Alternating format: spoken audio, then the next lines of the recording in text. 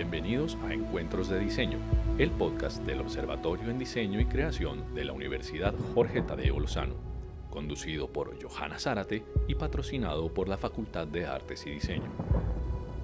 En esta edición especial vamos a escuchar la lectura casera de los libros del Informe Final de la Comisión de la Verdad, un ejercicio de divulgación social de contenido. Cada episodio contiene un capítulo que será de su interés y podrá escucharlo en orden aleatorio.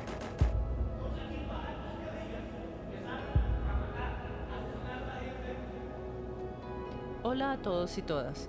En esta edición especial de Encuentros de Diseño queremos apoyar a una iniciativa ciudadana de lectura casera del informe de la Comisión de la Verdad.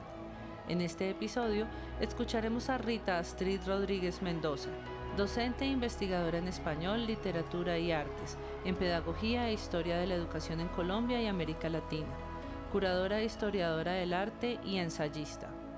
Esperamos que sigan con esta lectura y la compartan con el mundo. Escuchemos. Hay futuro si hay verdad. Informe final, Comisión para el Esclarecimiento de la Verdad, la Convivencia y la No Repetición. No matarás, relato histórico del conflicto armado. No matarás, el primer mandamiento de la democracia colombiana. De la paz política a la guerra insurgente, 1958-1978. 13. ¿Armas o reformas? Carlos Lleras Restrepo, 1966-1970, fue el presidente del Frente Nacional que mejor entendió que si las élites de Colombia no hacían las reformas necesarias para superar la exclusión económica y política, las guerrillas tendrían un amplio campo de acción. Ese campo estaba especialmente en el sector rural, donde las guerrillas creaban sus bases de apoyo. Lleras se empeñó en impulsar la reforma agraria que él mismo había defendido en el Congreso un lustro atrás y que había sido aprobada como un mecanismo de contención a la ola revolucionaria que inundaba al continente. En muchos países se habían impulsado reformas agrarias, pero en Colombia esa reforma se había quedado en el papel. Con su talante modernizador, Lleras, como en su momento López Pumarejo, creía que el latifundio improductivo era un obstáculo para el desarrollo económico del país. Lleras se propuso impulsar la acción colectiva de los campesinos, al tiempo que intentó canalizar a través de las instituciones del Estado sus demandas de tierra y desarrollo. El 2 de mayo de 1967 emitió un decreto con el cual se crearon las asociaciones de usuarios campesinos en cada municipio. Estas no solo eran una manera de organizar dimensiones de la reforma agraria como títulos, bienes públicos, créditos y comercio, sino de darle voz y poder efectivo a quienes estaban excluidos, los campesinos sin tierra. Con eso habría una compuerta para cambiar relaciones de poder en el mundo rural y evitaba una posible radicalización que pudieran capitalizar los movimientos guerrilleros. En un discurso pronunciado en las riberas del río Sinú en 1967, el presidente Lleras expresó nítidamente su pensamiento al respecto. Abro comillas.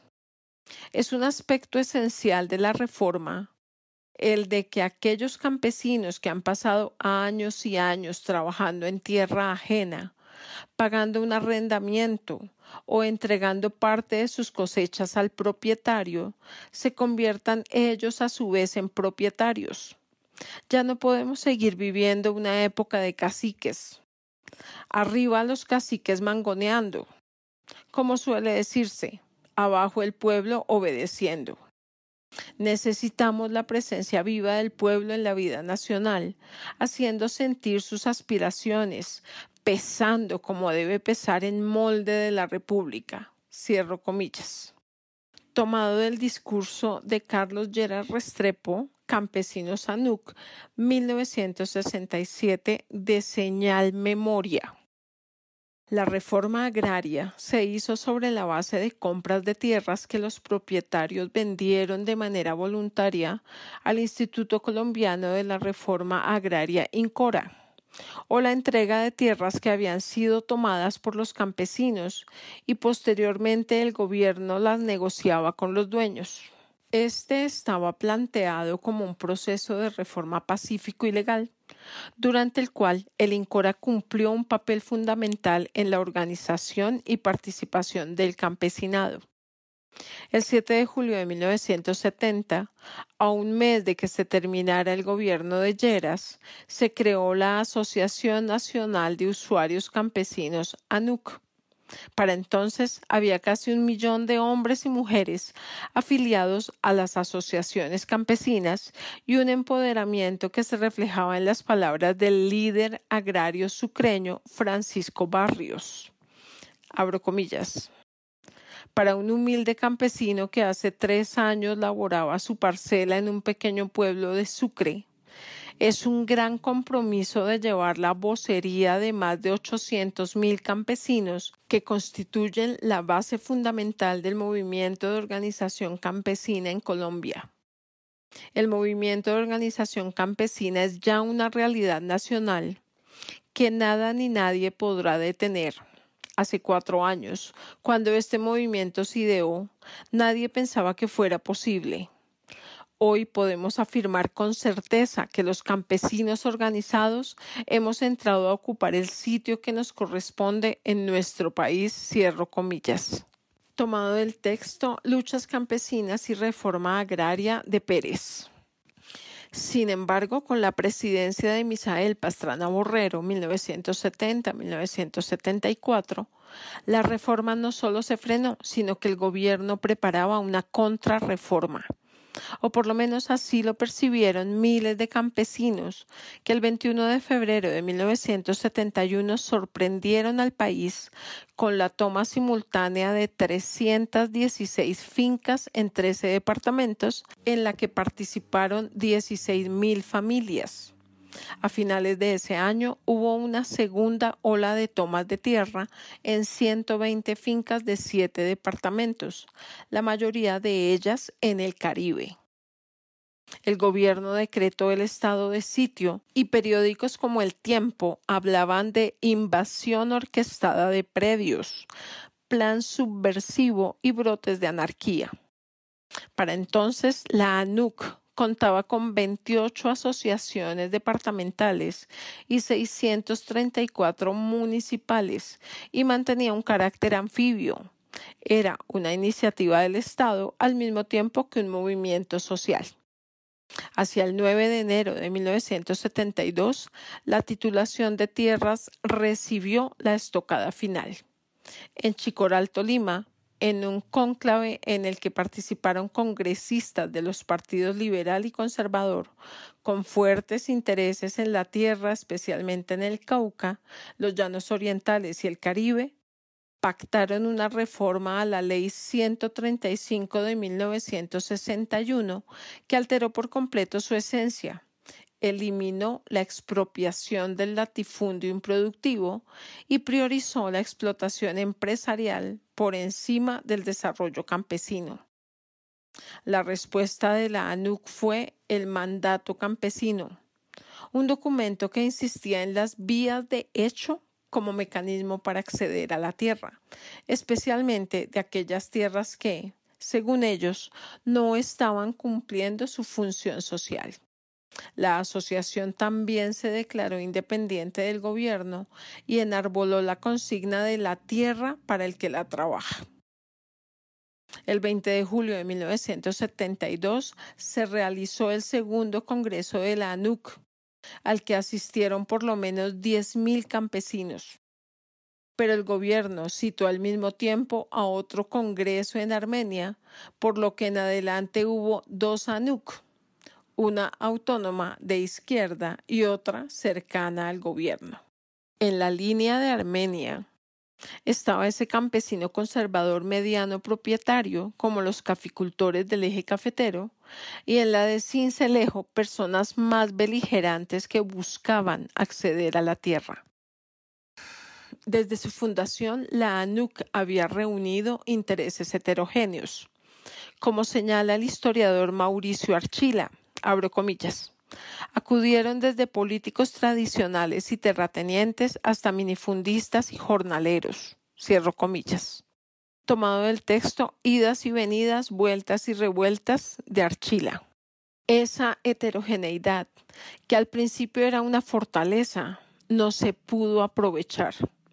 Según Archila, abro comillas, diversos intereses y formas de lucha exhibidos por cada sector arrojaron resultados bien diferentes. En las áreas minifundistas se actuó con una lógica más gremial y de concertación.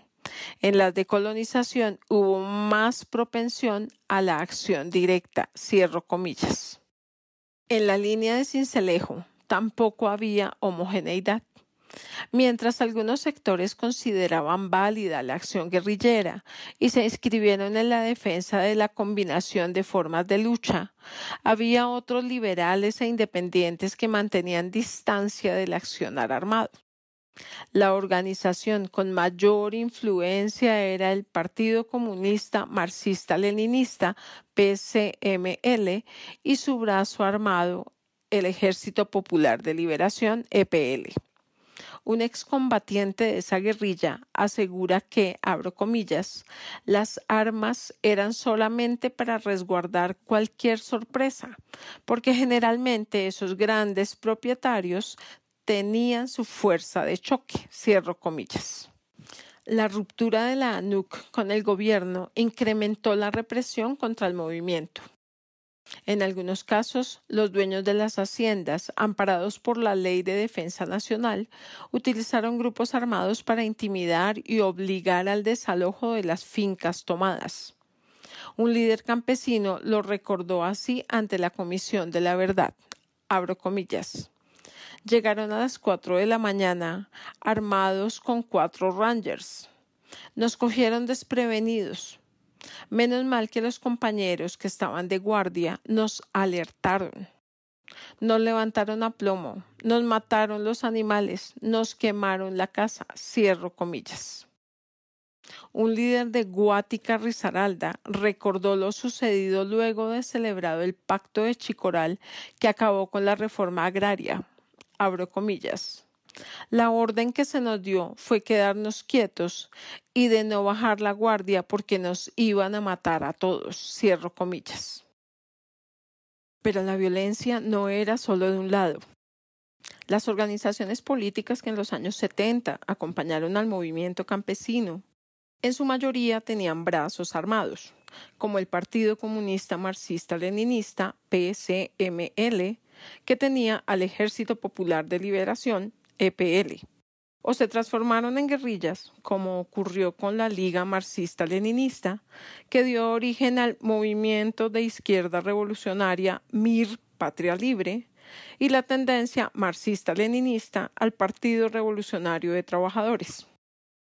Un campesino del Magdalena Medio relató a la Comisión de la Verdad este episodio. Abro comillas. En ese periodo, el EPL hace secuestros, extorsiones para financiarse. Amenaza a los dueños de las fincas y de las haciendas para que entren en el proceso de reforma agraria, para que respondan positivamente a las fincas que los campesinos van tomando. ¿Por qué lo hacen? Porque una guerrilla no se puede sostener sin base social, sin gente que los respalde. Entonces, el EPL aprovecha la lucha por la tierra que los campesinos en ese momento estaban haciendo, cierro comillas.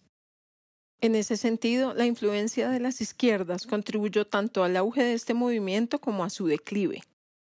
La ANUC se convirtió en un campo de disputa para las izquierdas que querían dominar el comité ejecutivo. En la disputa estaban también el MOIR y el ELN. Según un excombatiente del EPL, abro comillas, lo llamativo de esto es que el único sector político de izquierda que no le interesó la ANUC fue al Partido Comunista Colombiano. En general, aquí había marxistas, leninistas, trotskistas, bueno, no sé qué más, cierro comillas. Esta división interna fue reconocida ante la Comisión de la Verdad por otros exguerrilleros del EPL. Abro comillas. La misma línea de Sincelejo, como era normal en aquellos tiempos, se dividió. Cada grupo de izquierda tenía su ANUC. Nosotros teníamos el sector consecuente y clasista, como pasaba en el movimiento sindical que nosotros teníamos el COSACO. Los otros tenían el Bloque Social Sindical Independiente, la CSTC, el Partido Comunista.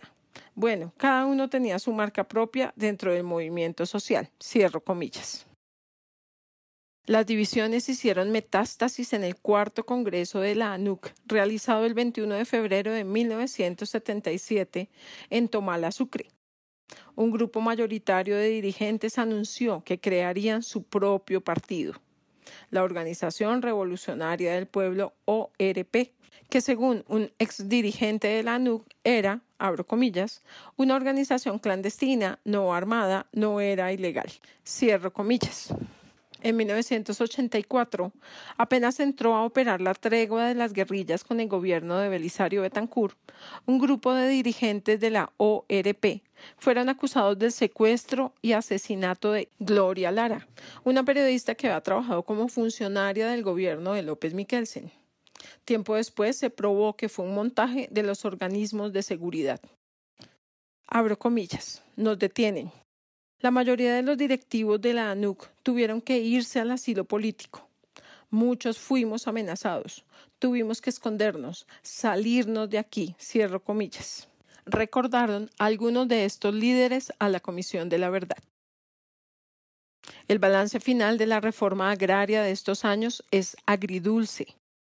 A lo largo de la década de los 70 hubo más de 1.000 tomas de tierra. Entre 1962 y 1986, el INCORA adquirió 970.741 hectáreas, aunque solo un 5,4% por expropiación de latifundio improductivo, localizadas especialmente en los departamentos del Caribe, Bolívar, Córdoba, Sucre, Cesar, en Boyacá, Meta, Tolima, Antioquia, Huila y Cauca. Pero la tendencia siguió siendo, como en el pasado, la titulación de baldíos, lo que incidió en la ampliación de la frontera agrícola, la deforestación y la ausencia de infraestructura productiva, social y política. Muchos campesinos obtuvieron un título y poco más. Esto sucedía en parte porque las instituciones agrarias eran del reparto burocrático y las manejaban cuotas políticas ligadas a los gamonales regionales. En el camino de la lucha por la tierra se habían encontrado los campesinos y los indígenas. En 1970, líderes de los pueblos indígenas del Cauca consideraron que necesitaban una organización propia porque, según ellos, abro comillas, la ANUC hablaba de un proyecto campesino enmarcado en las ideologías de las luchas de clases, cierro comillas, que no los representaba ni les permitía crear sus propios gobiernos acordes a su cultura.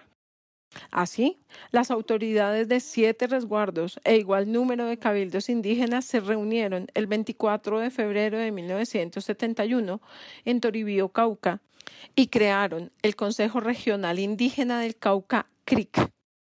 En septiembre de ese año se realizó en el corregimiento de Tacuelló, Toribío, otro congreso en el que participaron más pueblos de Cauca y Tolima. Allí se definieron los 7 puntos de la plataforma política: recuperar las tierras de los resguardos, ampliar los resguardos, fortalecer los cabildos indígenas, dejar de pagar terrajes, defender la Ley 89 de 1890, defender las costumbres indígenas y formar profesores indígenas. Una poderosa influencia en este pensamiento la ejerció el sacerdote indígena Álvaro Ulcue Chocue.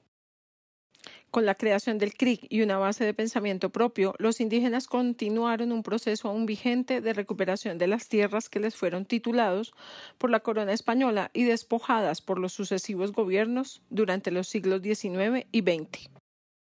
Para confrontar las reivindicaciones del CRIC, los terratenientes del Cauca crearon en 1975 el Consejo Regional de Agricultura del Cauca.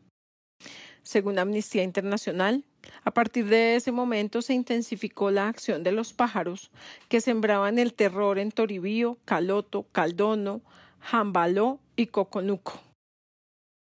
Marcos Avirama, expresidente del CRIC, lo describió así: Abro comillas.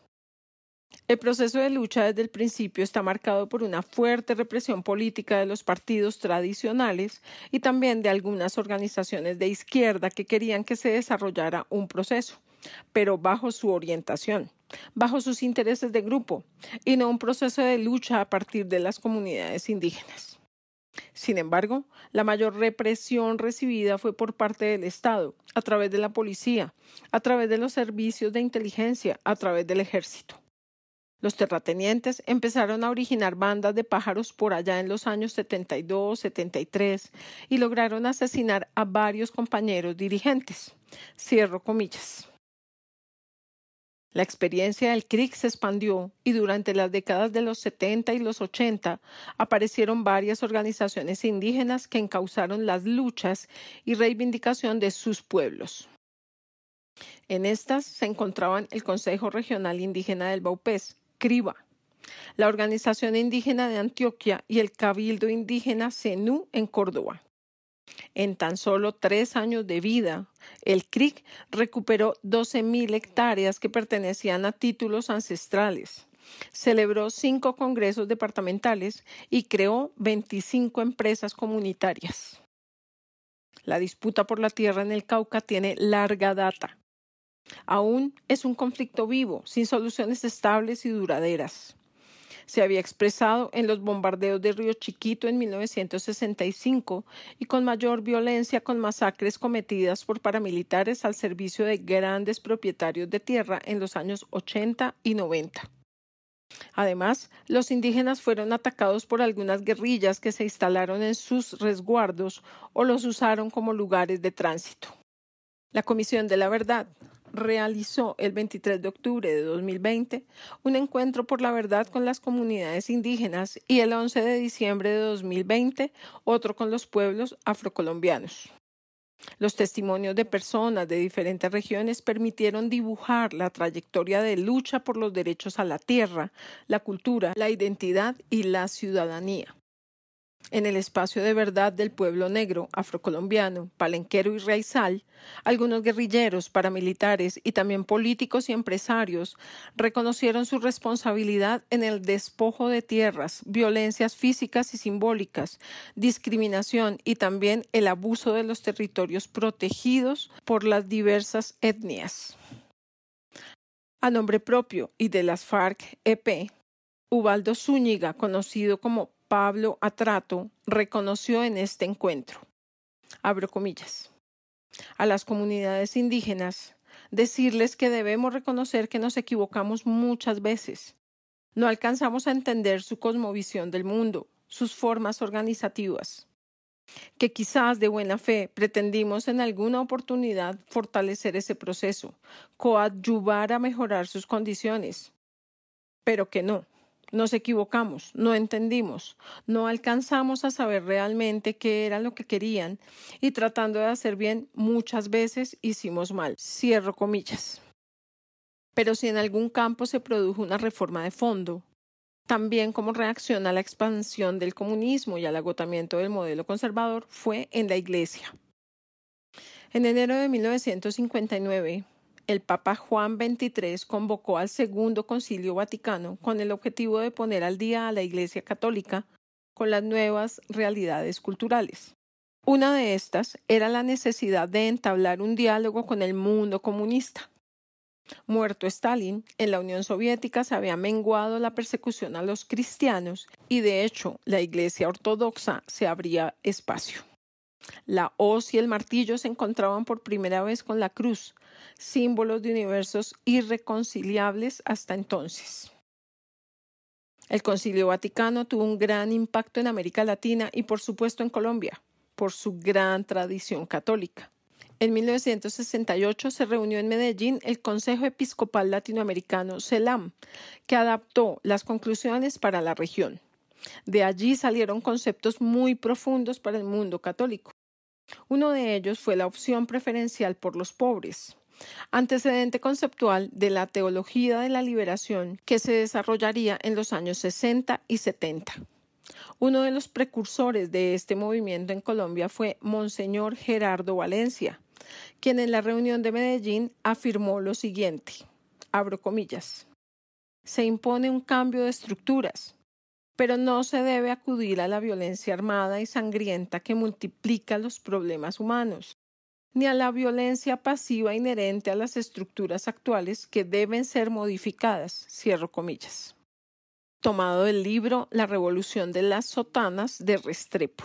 A través de sus mensajes radiales dirigidos a los ciudadanos de Buenaventura, Valencia predicaba un socialismo cristiano no violento y comprometido con los más pobres y necesitados.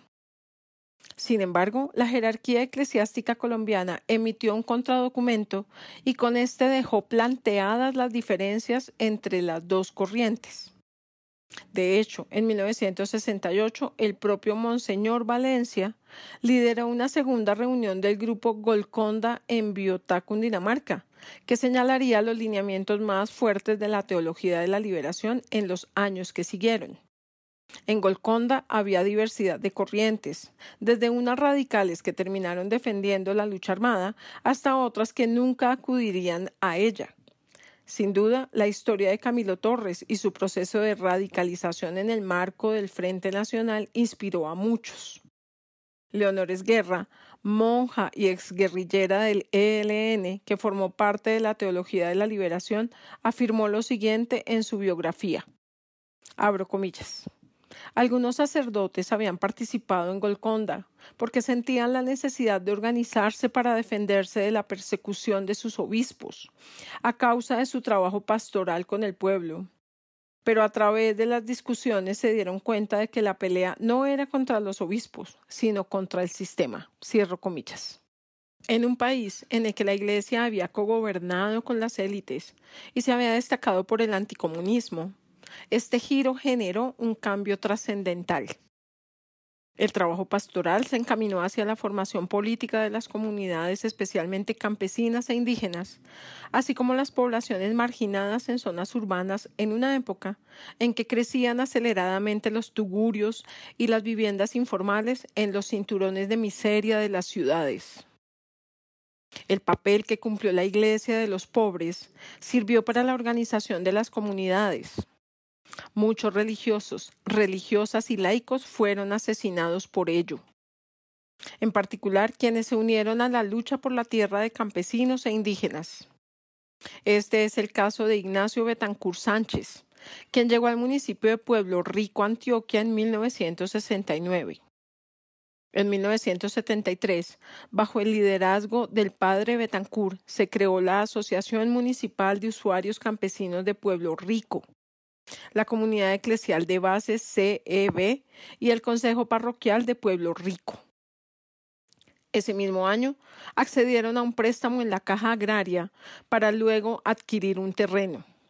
Compraron 270 hectáreas correspondientes a 2 haciendas, 17 casas y 2 ramadas para producir panela, un beneficiadero de café moderno y luz eléctrica. Así nació la empresa comunitaria La Arboleda, en la que participaron 163 personas. Este es apenas un ejemplo, pero en muchos lugares de Colombia ocurrió lo mismo. En Trujillo Valle, el padre Tiberio Fernández tuvo iniciativas similares que, al igual que a Betancur, le costarían la vida. Para el caso de La Arboleda, la estigmatización empezó muy pronto. Los sobrevivientes de este proyecto le entregaron a la Comisión de la Verdad un informe en el que narran lo que les ocurrió. Abro comillas. Se dieron a la tarea de desprestigiarnos, junto con hacendados y gamonales de Tarso y Pueblo Rico.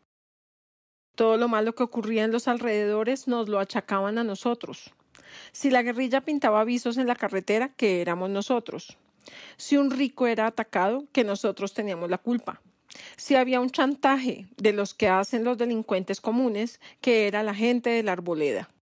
Incluso llegaron a asegurar que nosotros teníamos guardadas grandes cantidades de armas de la guerrilla y por eso nos hicieron un allanamiento humillante y bellaco. Cierro comillas. Tomado del libro Rescoldo bajo cenizas de Betancur Sánchez. Ignacio Betancur fue asesinado el 14 de noviembre de 1993, al igual que su sobrino Héctor Raúl Rodas, quien lo acompañaba ese día. Según el informe presentado por la Mesa Ecuménica por la Paz, MEP, a la Comisión de la Verdad, el asesinato se produjo, abro comillas, a manos de un grupo paramilitar de la región, aunque algunos aluden que fue a manos del Ejército Nacional por integrantes del Batallón Bomboná, cierro comillas. De acuerdo con este mismo informe, entre 1972 a 2003, ocurrieron 48 asesinatos de religiosos entre sacerdotes, catequistas, religiosas, laicos comprometidos, líderes ministeriales, pastores, asistentes de la iglesia. Pero si en el campo llovía, en las ciudades no escampaba. En los años 60, los estudiantes fueron los principales aliados del movimiento campesino y comenzaron un proceso de radicalización política. Habían pasado de la órbita de influencia del bipartidismo a ser la cantera de los cuadros políticos de las izquierdas y el nicho de los primeros núcleos guerrilleros. Hacia los años 70, las universidades se convirtieron en epicentro de la protesta urbana alrededor de la financiación de la educación pública, la autonomía universitaria y las políticas de los gobiernos, especialmente con consignas antiimperialistas en rechazo a la injerencia de Estados Unidos en estos claustros a través de fondos públicos y privados. En las universidades se expresaron las corrientes políticas y, por supuesto, las guerrillas. Sin embargo, la violencia de la protesta estudiantil no siempre estuvo inducida ni orientada por las organizaciones armadas que tenían influencia en esta. El tropel, que es como se ha llamado a las protestas con piedra o con explosivos caseros, casi siempre en contra de la policía, ha sido característico de grupos radicales del movimiento de estudiantes. Los allanamientos a las casas de líderes estudiantiles y líderes sociales sin orden judicial eran la regla y se realizaban bajo la justicia penal militar. Una líder estudiantil le contó a la Comisión de la Verdad su experiencia cuando fue capturada sin prueba alguna. Abro comillas. Me mantuvieron 5 días con las manos atrás amarradas, con la venda puesta. Empezaron los interrogatorios. A los 3 días yo ya empecé a delirar sin comida porque no le dan a uno ni agua, absolutamente nada de comer y no lo dejan dormir. Y cuando las personas empiezan a delirar es cuando comienzan a hablar cosas que no quieren hablar. A mí nunca me pusieron choques eléctricos, nada de eso, pero sí pellizcos. Me pellizcaban la cola, los senos, me pegaban en los pies y bajaba los pies, cierro comillas. Las universidades pronto pasaron de ser ese lugar de abierta controversia a teatros de guerra, terror e intolerancia. Hacia las décadas de los 80 y 90 y los primeros años de este siglo hubo asesinatos, bombas, amenazas, muchos maestros y estudiantes debieron exiliarse. Finalmente, muchas universidades pasaron de ser territorios de influencia guerrillera a ser controladas por grupos paramilitares. La Comisión de la Verdad realizó el 2 de septiembre de 2021 el Encuentro por la Verdad, Generaciones que no se rinden en la Universidad Industrial de Santander, donde se pudo reflexionar sobre la trayectoria del conflicto armado en las universidades y sus transformaciones. Hubo reconocimientos por parte de excombatientes tanto de las guerrillas como de los paramilitares y también por parte del ex vicepresidente y exdirector general de la policía, general en retiro Óscar Naranjo, quien admitió que la noción del enemigo interno llevó a una estigmatización del movimiento estudiantil, de los estudiantes y de las propias universidades. Naranjo pidió perdón, pero también lo hizo de manera muy emotiva uno de los dirigentes estudiantiles de la propia Universidad Industrial de Santander, UIS, en los años 70. Carlos Velandia, quien abandonó sus estudios de medicina para convertirse en dirigente del ELN, organización en la que se mantuvo hasta que a mediados de los años 90 fue capturado. Velandia, a quien diversos gobiernos le han reconocido el estatus de gestor de paz, reflexionó sobre el daño que la lucha armada le hizo al debate democrático de las universidades y a los proyectos de vida de jóvenes que, como él, creyeron que con las armas se construiría un país mejor, para luego comprender que las armas nunca fueron el camino.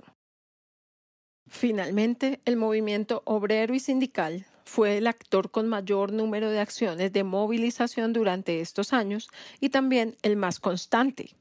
Solo entre 1966 y 1970 se declararon 284 huelgas.